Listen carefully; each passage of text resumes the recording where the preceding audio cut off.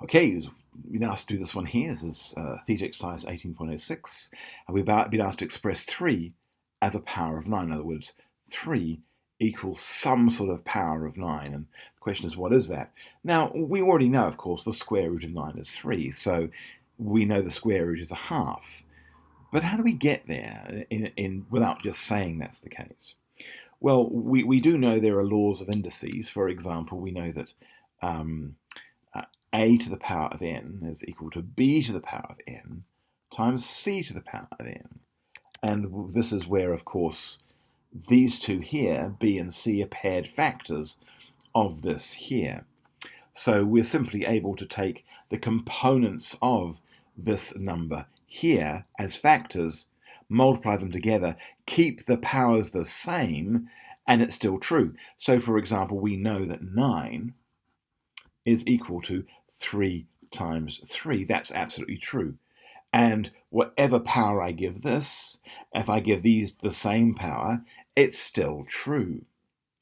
Well, let's go ahead and do that square root thing again. Well, we know the square root of something is 9 to the power of 1/2. So 9 to the 1/2. So I would just keep these the same, 3 to the power of a half times 3 to the power of 1/2. That is all true.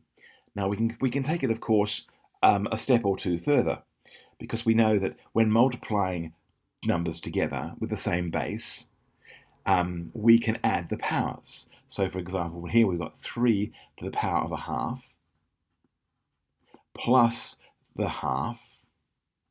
That's going to equal 9 to the 1/2.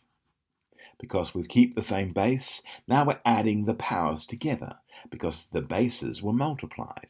And of course, a half and a half is a 1, which means 3 to the 1 is equal to 9 to the 1/2.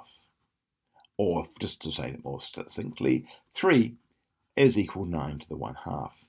And there is where we've got to. There is the proof.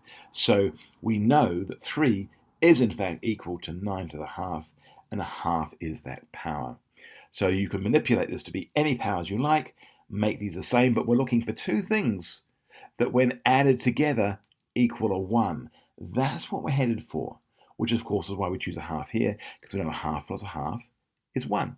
And anything to the power of 1 is itself, and we're wanting to say 3 expresses a power of 9.